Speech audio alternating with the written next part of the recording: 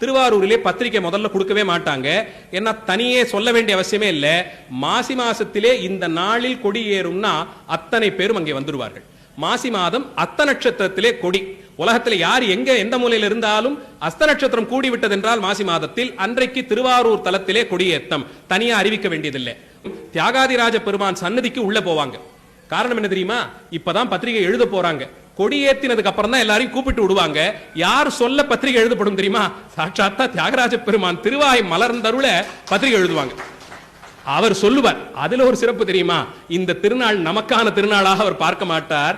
அவருக்கான திருநாள் இல்ல, நமக்கும் நமக்கு வந்தொண்டனான ஆலால சுந்தரனுக்கும் சொல்லுவார்.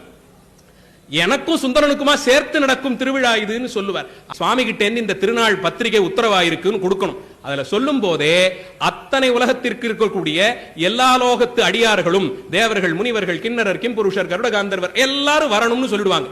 சண்டேஸ்வருடைய வேலை உடனே போய் அத்தனை பேருக்கும் பத்திரிகை கொடுத்து எல்லோரும் வந்து சேருங்கள்னு சொல்லிடுவாங்க. அவ்வளவு பேரும் கூடி விட்டார்களாம்.